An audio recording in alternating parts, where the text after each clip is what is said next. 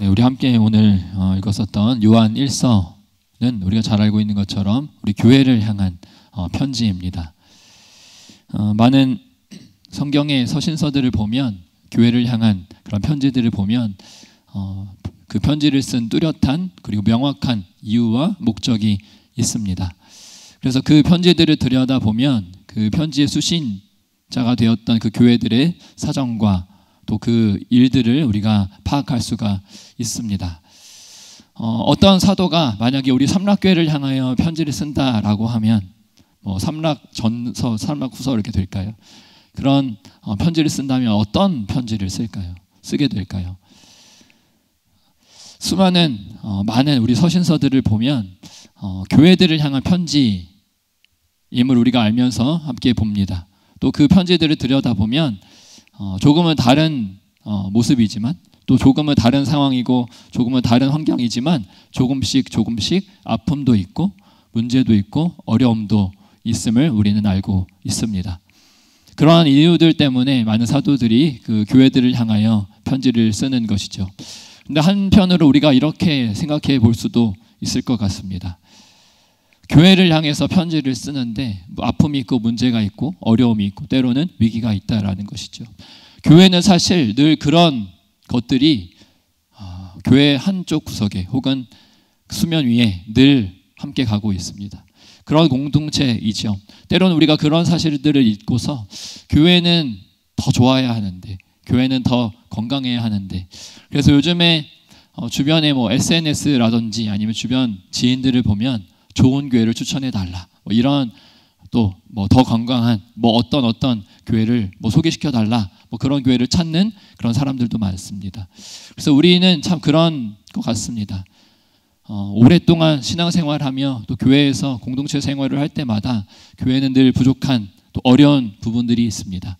우리가 그것을 때로는 인정하기가 참 쉽지 않고 또 회피하고 싶으며 또 그런 문제들 때문에 교회를 옮기거나 교회를 떠나거나 또 신앙을 잃는 경우도 있습니다만, 우리는 그 사실을 늘 인정하면서 그 사실을 함께 공동체 한 사람으로서 함께 싸워 나가야 한다, 또 해결해 나가야 한다, 또 주님의 또 하나님의 자녀로서 그 문제를 함께 기도하며 나가야 한다라는 그런 신앙을 우리가 가져보기를 소망합니다. 그래서 오늘 요한일서의 수신자가 되었던 에베소와 또 그 지역의 많은 교회들은 오늘 이러한 문제가 있었습니다. 교회에 어려움이 있었습니다. 위기라고 할 만큼 교회 사람들, 그 공동체 사람들이 흔들렸던 그런 일들이 있었습니다. 그 중에 우리가 잘 알고 있는 것 중에 하나가 바로 영지주의라고 하는 것이었습니다. 많이들 들어보셨겠지요. 영지주의는 우선 지식이란 것을 강조합니다. 그래서 그들의 사상을 통해서 이 많은 교회들에게 자신의 사상을 통해서 교회의 진리를 또 근간을 또 그 뿌리를 그들의 신앙을 흔드는 그런 사람들의 사상이었습니다. 지식을 강조하는 것에서 그치면 괜찮았을 텐데 이들은 비밀 지식이라는 것을 강조하기도 합니다. 그래서 이 비밀 지식이라는 것을 아는 사람에게만 구원이 주어진다라고 하는 것을 가르치는 게 바로 영지주의입니다. 물질 세계나 육체는 악하다, 더럽다라고 하면서 반대로 영적인 세계만 선하다라고 하는 그런 이원론적인 사고입니다. 그래서 지식이라는 것을 통해서 그 사람들은 영적인 출생, 거듭남을 경험해야 된다라고 말하기도 합니다. 그런 이야기들을 하면서 육체는 의미가 없다, 그래서 우리는 영혼만 구원을 받으면 된다라고까지 강조를 합니다. 그러면서 육체가 해야 하는 어떤 특정한 행위들에 있어서 그런 것들을 의미가 없어지게 만드는 것이 바로 영지주의의 주장입니다. 그렇게 되니까 우리가 흔히 말하는 일상 혹은 삶이라고 하는 그러한 시간들이 그들의 주장에 의하면 우리 일상이 의미가 없어지게 됩니다. 그 사람들은 오직 지식만 중요하고 영적인 것만 추구하게 되죠. 그렇게 보이지 않는 지식적인 그런 문제만, 그런 부분만 추구하게 되니까 이러한 일들이 벌어집니다.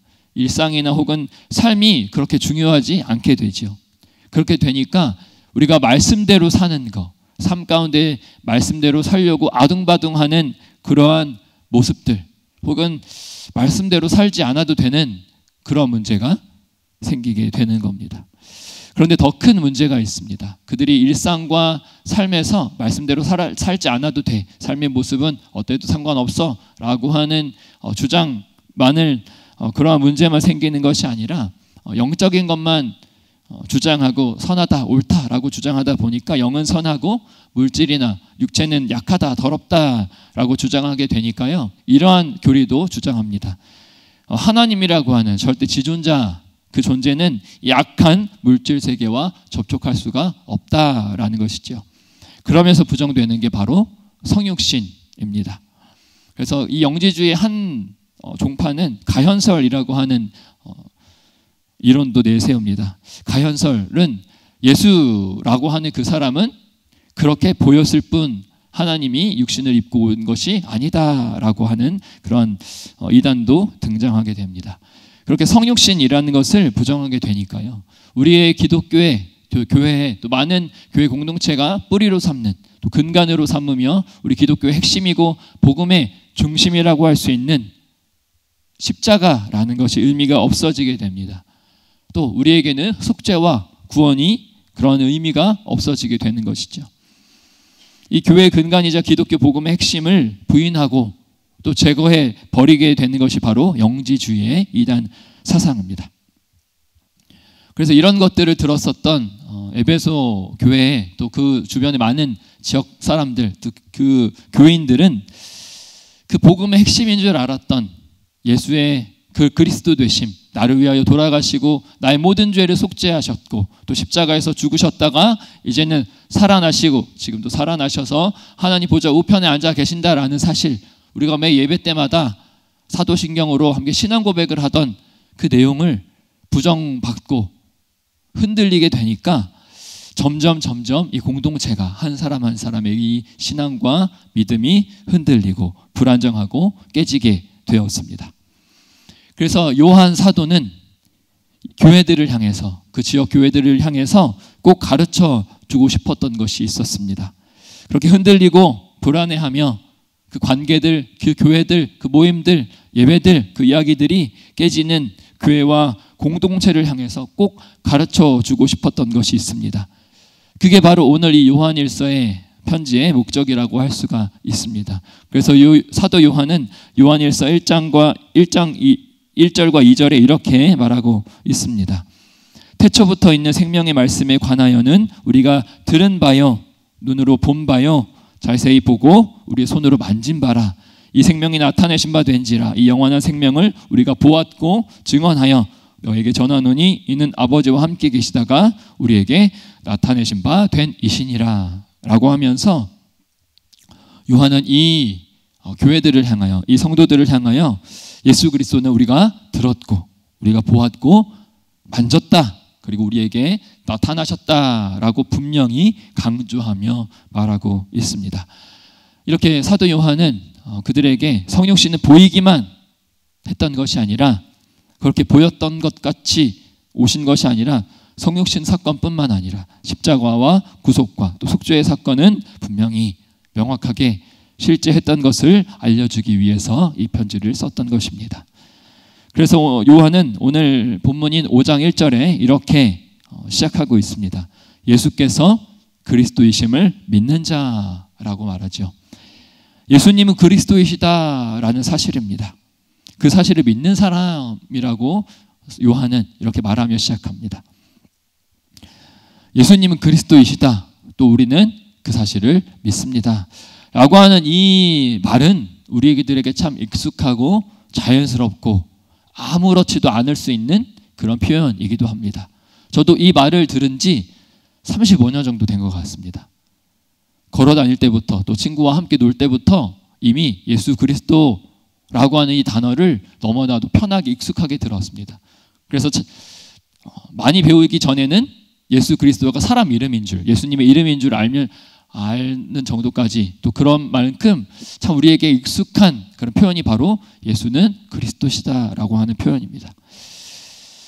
그런데 앞서 제가 말씀드렸던, 함께 이야기했던 그 영지주의와 같은 사상들이 교회를 공격하며 들어올 때 이렇게 예수님이 그리스도시다라는 사실을 흔들었기 때문에 이 사람들에게는 예수님이 그리스도시다라고 하는 이 한마디 고백, 이 표현은 쉽지 않은 고백이었습니다.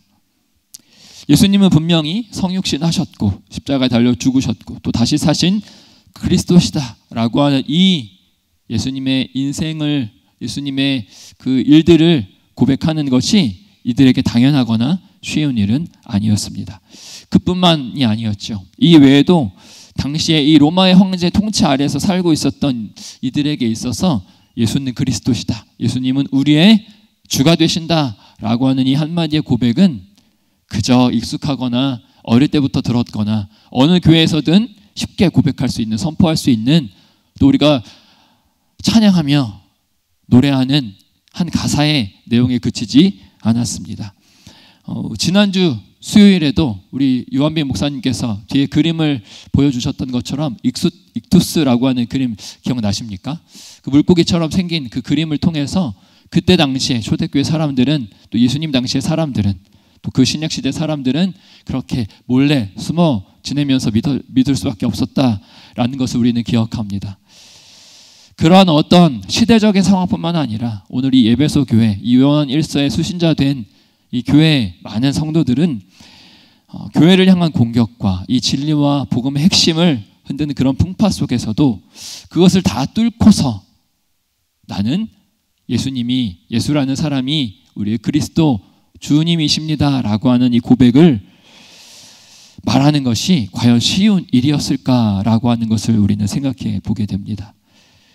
때론 우리가 이렇게 쉽게 혹은 당연히 여기고 있는 오늘 이 믿음의 삶이라는 것은, 또 우리의 믿음의 고백은 우리가 이 시간, 또 우리가 이렇게 모여있는 이 시간, 이 자리라고 하는 것은 그때를 생각해 본다면 이렇게 쉽게 가볍게 여길 만한 것은 아니다라는 것이지요. 우리의 신앙을, 또 우리의 믿음의 시작 그 순간을 한번 떠올려 보신 분 계십니까? 우리는 어떻게 믿게 되었을까요? 우리의 믿음의 시작은 어느 순간이었을까요? 우리가 하나님을 아버지라고 고백하며 또 예수님을 우리의 주라 고백하며 시인하던 그 첫 시작, 우리는 어떻게 예수님을, 또 하나님을, 그 삼위의 하나님을 어떻게 믿을 수가 있었을까요? 우리가 살고 있는 오늘 이 시대를 돌아보면, 주위를 둘러보면 우리 시대도 사실은 믿기 쉽거나 믿을 수밖에 없거나 자연스럽게 믿겨지는 그런 환경과 상황은 아닐 겁니다.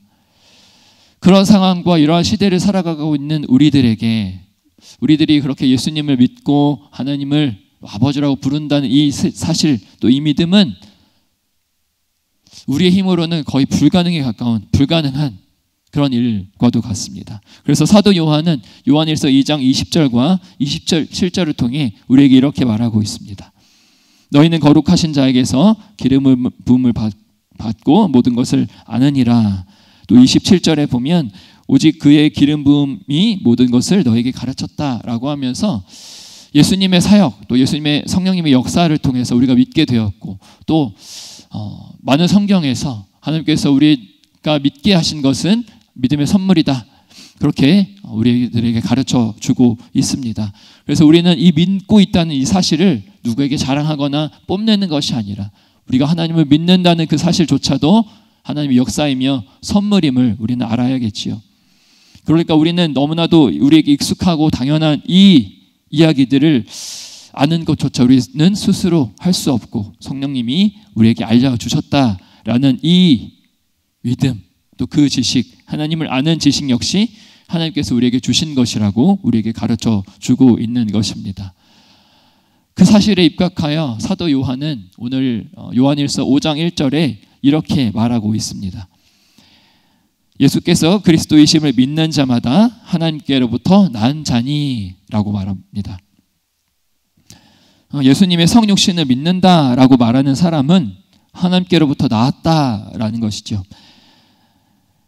예수님을 믿는 자, 또 예수님을 그리스도로 믿는 자는 또 그렇게 시인하는 것도 결국에는 우리가 시작한 것이 아니라, 우리로부터 시작된 것이 아니라 하나님으로부터 시작되었다라는 것입니다.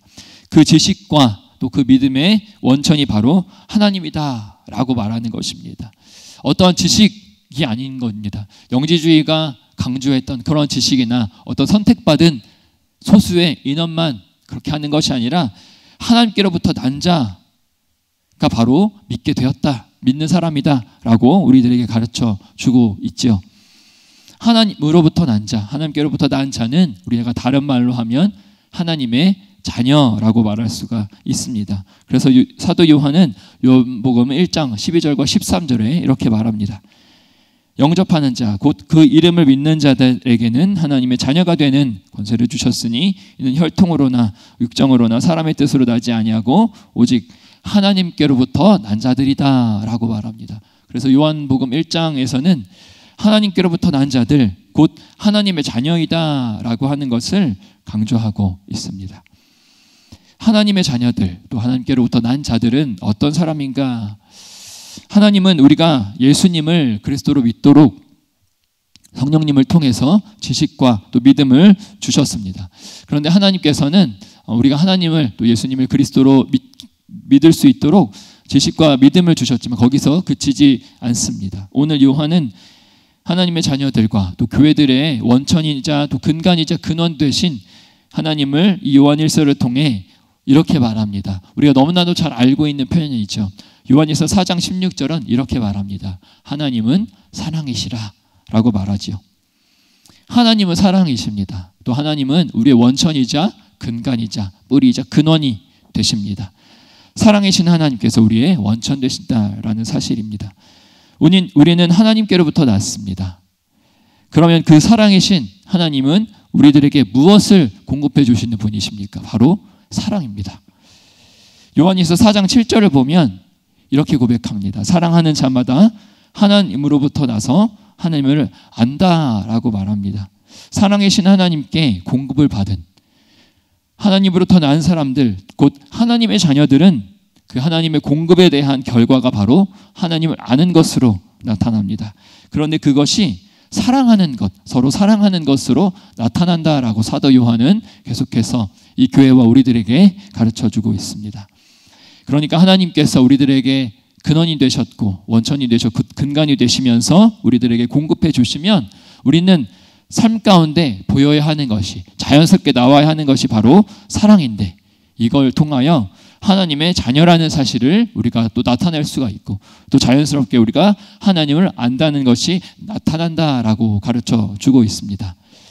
하나님의 자녀이면서 하나님을 안다는 것이 나타나는데, 그것은 바로 이 교회들을 공격하며 흔들며 복음을 부인하는 것 같은 영지주의가 인정하지 않았던 바로 지식이 삶에서 나타나는 그런 과정을 사도 요한은 가르쳐 주고 있는 것입니다.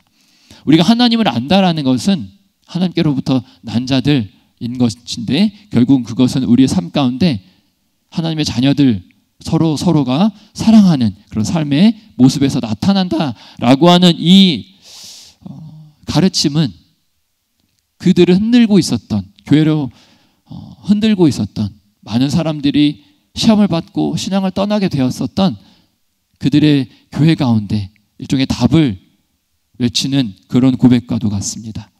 그래서 하나님을 믿는다는 것은 그저 하나님을 아는 그 지식에서 그친다는 것이 아니라 우리의 삶의 큰 문제라고 할 수가 있습니다. 방금 드렸던 이 이야기를 거꾸로 뒤집어서 표현한다면 이렇게 표현할 수가 있겠죠.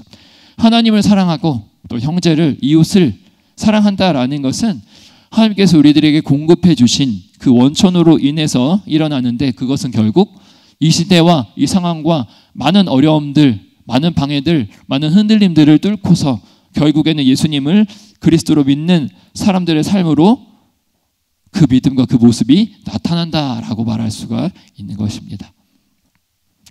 그래서 예수님을 믿는다라는 것은 우리가 말하는 신앙 혹은 신앙생활이라는 것은 사랑과 삶의 모습과 떨어뜨릴 수가 없게 되는 것이죠. 이 교회, 공동체 밖에서는 이렇게 말하고 있는 것입니다. 그들이 말하는 그 지식은 무얼 하지 않아도 된다라는 것이죠. 아는 것과 다르게 살아도 괜찮아 계속해서 흔들고 있습니다. 그래서 율법이나 말씀도 그렇게 중요하게 여기지 받게 됩니다. 그래서 예수님이 어떤 분인지도 크게 막 상관하지도 않게 됩니다. 결국에는 무엇이 중요한가? 라고 하는 것을 계속 찾다 보면 결국에는 내가 중요하다라는 것으로 결론이 맺게 됩니다. 내가 아는 게 중요하지. 그래서 저 사람이 뭘 아는지, 그가 뭘 모르는지 내가 알려줄 의무도 없다. 전할 의무도 없다라고 그렇게 판단하면서 결국에는 이 교회를 그렇게 공동체를 흔들고 있었던 것입니다. 문제는 교회 내부에서도 그러한 이단 사상을 퍼뜨리는 사람들도 있었습니다. 그래서 요한일서 2장 9절에 그들이 우리에게서 나왔다라고 말하면서 수많은 사상에 흔들려 결국 공동체를 벗어나게 되었던 사람들도 있었다는 사실을 우리에게 알려주고 있지요. 그래서 에베소 교회의 사람들은 그들이 갖고 있었던 진리에 대한 수많은 예배와 모임과 그들이 나눴던 또 그들이 걸어왔던 수많은 신앙 그 길에 무엇 때문에 우리가 달려왔고 무엇 때문에 무엇을 바라보며 우리가 달려가고 있는지 그 진리에 대한 확신이 필요했고 이 공동체를 향한 확신과 보호가 이들에게 필요했습니다. 그래서 이 공동체, 이 에베소 교회와 비롯하여 지역교회, 그 지역교회 사람들은 이러한 질문을 갖게 되었습니다. 과연 누가 하나님의 자녀인가? 하나둘씩 공동체 사람들이 이 공동체를 벗어나고 빠져나가고 있는 이 모습 가운데 우리는 누가 하나님의 자녀인가? 어떤 사람들이 하나님의 자녀인가? 또 누가 예수가 그리스도이심을 믿는 사람들인가? 어떤 사람들이 예수를 그리스도라고 하지 않고 부정하고 있는 사람인가? 또 그래서 성육신을 부인하지 않고 온전히 하나님을 믿는 자는 또 어떤 사람일까? 우리 공동체는 이러한 위협과 이야기들 안에서 어떤 모습과 어떤 삶을 지향하면서 이 신앙의 길을 계속 걸어가야 할까라고 하는 질문 앞에 서 있었던 것입니다. 그래서 서로가 서로를 믿지 못하고 바라보지 못하고 의지하지 못하고 과연 저 사람의 말이, 저 사람이 주장하는 저 이야기가 참된 진리인가? 내가 여태까지 걸어왔던 길은 정말 괜찮았는가? 라고 하는 그 질문의 벽 앞에 서 있었던 것이죠. 그래서 그 질문 앞에 서 있는 마치 벽과 같은 그런 앞에 서 있는 이 교회들을 향하여 사도 요한은 5장 2절로 대답해 주고 있습니다. 우리가 하나님을 사랑하고 그의 계명들을 지킬 때에 이로써 우리가 하나님의 자녀를 사랑하는 줄을 안다라고 말합니다. 하나님의 자녀를 사랑하는 줄 아느니라라고 말하는 이 아느니라에 해당하는 이 말은요, 지식이나 경험이나 관계의 친밀도를 통해서 확인하거나 분별할 수 있다라는 의미가 담겨져 있습니다. 그러니까 이 계명들을 지킬 때 하나님을 사랑하는 삶을 통하여 또 우리가 말씀을 지키는 삶을 통해서 우리가 하나님의 자녀를 사랑하는 것을 우리가 안다라는 것은 어떠한 그런 지식을 통한 경험 또 경험을 통한 관계를 쌓아가고 서로 알아가는 그 과정을 통해서 우리가 확인하고 분별할 수가 있다라고 하는 의미가 됩니다. 이제는 삶의 모습을 통해 분별해야 한다라는 것입니다. 공동체와 교회 안에서 어떤 분별들을 할 때 참된 진리 앞에서 우리는 이제 그 사람이 무엇을 알고 있는가, 무슨 말을 하는가 라고 하는 것을 통해서 분별하는 것이 아니라 이제 그 사람의 삶의 모습, 그 사람의 삶의 열매를 보고 분별해야 한다라고 말하는 것입니다. 우리가 정말로 하나님의 자녀로서 서로를 사랑하고 있는지 우리가 말씀 앞에 바로 서서 우리의 신앙이 참된 진리를 향해서 나아가고 있고 또 예수님을 그리스도로 바로 바라보며 사는지를 아는 것은 결국 사도 요한이 물어보고 있는 것처럼 하나님을 사랑하는 삶을 살며 나타내고 있는가를 통해 나타나게 되었음을 5장 2절을 통해 말하고 있는 것입니다. 결국 교회를 향한 교회의 안팎의 수많은 공격과 흔들림과 위기 가운데에서 이 공동체를 지키는 것은 그렇게 하나님의 계명들, 하나님의 말씀들을 지켜 나아가는 것입니다. 내가 말씀대로 사는 것이죠. 말씀을 아는 것에서 그치지 않고 말씀을 그저 다른 사람들에게 전하며 가르치는 것에서 그치지 않고 내가 말씀대로 살며 내가 말씀을 나의 삶 가운데 나타내며 사는 것이 바로 이 공동체를 지키는 길이었습니다. 그래서 내가 참된 진리 안에 서 있는 것이었습니다. 나부터 말씀에 온전히 서 있는 것이 우리 공동체를, 이 공동체를 그 공격에서부터 지키는 길이다라고 말할 수도 있겠습니다. 그런데 오늘 이 요한일서, 이 편지를 통해서 사도 요한은 이 교회들을 향해서 어떠한 새로운 지식이나 어떤 정보를 알려주었다라기보다 이러한 상황에 놓인 그들을 향해서 격려와 힘을 주기 위해서 편지를 썼던 것입니다. 물론 앞서 우리가 살펴봤던 것처럼 예수를 그리스도라고 고백하는 것, 또 누가 하나님의 자녀인지를 분별해 나아가는 것, 이러한 이야기들도 그들에게 힘과 격려가 되었겠지만 이것은 일종의 지침과도 같지요. 요한은 이들에게 어떠한 말들로 그들에게 힘과 격려를 주려고 했었을까요? 오늘 말씀 5장 3절에 보면 이렇게 말합니다. 그의 계명들은 무거운 것이 아니다 라고 말합니다. 요한이 이렇게 그의 계명들은 무거운 것이 아니다 라고 말한 이유가 무엇이었을까요? 사람들이 계명은 무거워 라고 느끼거나 말했기 때문이 아닐까요? 우리는 어떻게 생각하고 있습니까? 하나님의 말씀, 하나님의 계명, 우리가 알고 지키고 살아야 하는, 또 삶의 그 열매로 맺어야 하는 그 하나님의 말씀을 우리는 때로 무겁게 여기고 있지는 않습니까? 또 하나님의 자녀로 산다는 것, 공동체를 사랑한다거나 어떤 것들을 지키며 굳건히 그 위에 서서 살아가고 산다는 것이 때로는 우리를 어렵게 하거나 우리에게 부담을 주지는 않습니까? 아니면 우리는 말씀을 행하는 그러한 그리스도인의 혹은 하나님의 자녀라고 하는 그 삶에 대해서 어떤 책임감 같은 것들을 느끼고 있지는 않을까요? 부담이나 책임감이라는 것이 때로는 좋게 긍정적으로 작용할 때도 있습니다. 그런데 그런 것들을 정말 무거운 것처럼 여길 때도 있죠. 생각만 해도 무겁게 만드는 그런 것들이 되지는 않나, 그런 생각이 듭니다. 우리 삶에 그런 게 참 많습니다. 생각만 해도, 떠올리기만 해도 몸이 반응하고 스트레스를 받게 하는 그런 삶의 문제들, 고민들, 아픔들이 있습니다.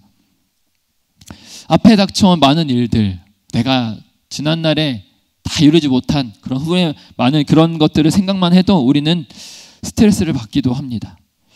오늘 요한이 계명은 무거운 것이 아니다라고 말한 의미 중에 하나는 우리가 지켜야 할 말씀은요, 그렇게 우리가 일상에서 우리를 무겁게 하는 수많은 근심, 걱정, 염려를 하게 만든 수많은 부분들, 문제들 중에 하나가 아니다라는 것이죠.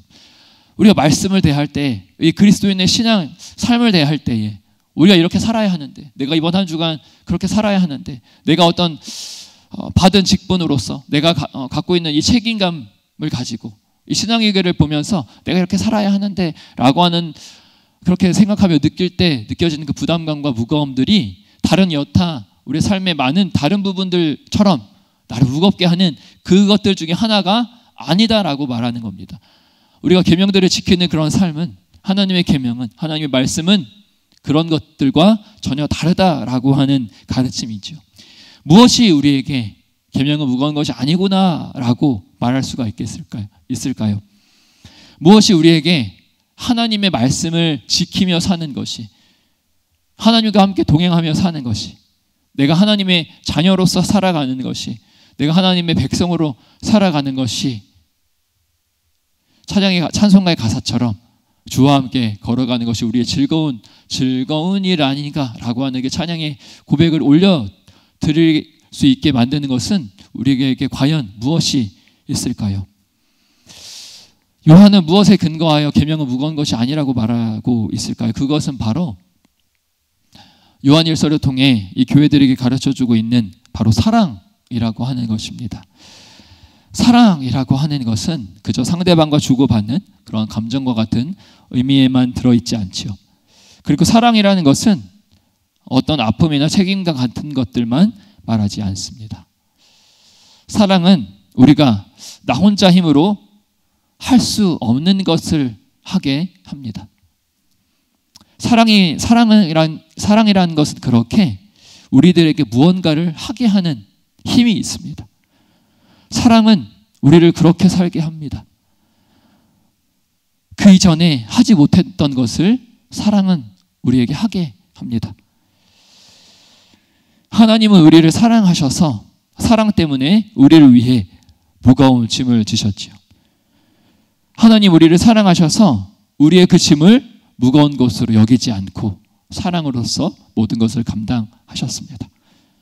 우리도 그렇게 하게 하는 것, 무거워 보이지만, 때로 힘들어 보이지만, 어려워 보이고, 오늘날 우리가 살아가는 이 시대와 상황 가운데 이러한 삶을 지켜나가는 것이 무거워 보이고 힘들어 보이고 어리석어 보이지만, 이러한 삶의 모습들을 우리가 무겁게 여기지 않는 것이 바로 사랑입니다. 그렇게 하는 것이 바로 오늘 요한이 교회들을 향해 격려하며 힘을 주며 권면하는 그런 바로 사랑입니다. 요한일서 많은 부분에서 하나님은 사랑이시라라고 말씀하고 있는 것은 단지 하나님의 성품과 속성을 가르쳐 주심으로 그치지 않습니다.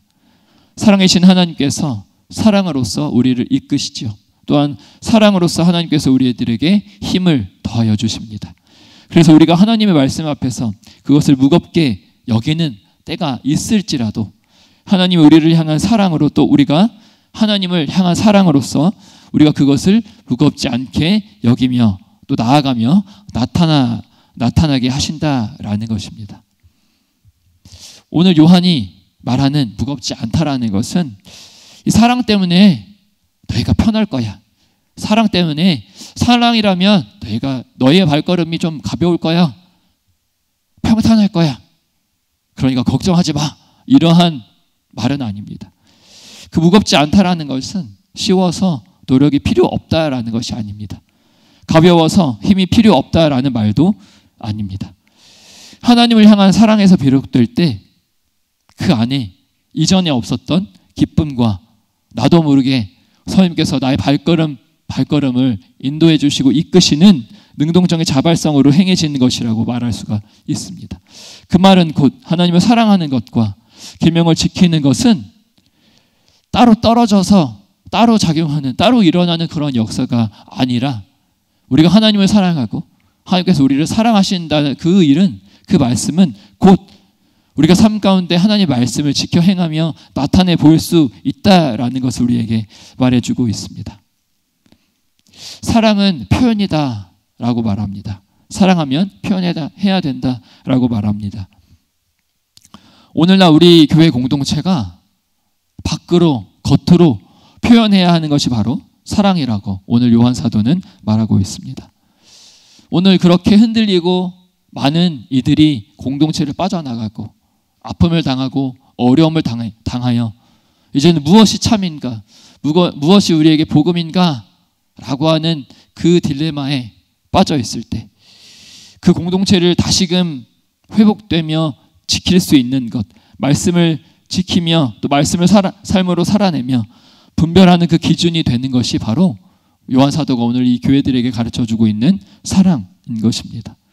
사랑이신 하나님께 우리가 말씀을 지켜 나아가는 이 길 가운데, 또한 우리 일상 가운데 우리가 하나님의 살아계심을 드러내는 우리 모든 시간과 우리 모습 가운데 우리가 사랑으로 하여금 우리가 하나님의 모습을 나타내는 그 모든 더 확장된 모습을 향해서 우리에게 사랑으로 서게 하시고 우리를 사랑으로 살게 하시며 우리가 그렇게 살 수 있도록 우리를 향해 기대하시는 그런 하나님을 우리가 바라보기를 원합니다. 그래서 하나님은 사랑이시라 라고 하는 그 하나님을 바라보면서 오늘도 우리가 이 시대와 이러한 상황과 때로 찾아오는 우리 교회와 공동체, 우리 개인과 가정 가운데 찾아오는 위기와 어려움 가운데 우리를 지켜낼 수 있는 것은 다른 것 아니라 복음인 줄 믿습니다. 우리가 복음을 향하여 걸어 나아가게 하는 것은 결국 사랑이신 하나님께서 우리들에게 순간순간마다 공급해 주시는 그 사랑으로 인해 오늘도 또 이번 한 주간도 우리 남은 평생도 그렇게 사랑 안에서 걸어갈 수 있게 되기를 우리가 소망해 봅니다. 그래서 사랑함에 있어서도 우리가 더욱 믿음과 신앙으로 함께 풍성하게 생각하며 바라보며 삶 가운데 행할 수 있는 저와 여러분이 되기를 소망합니다.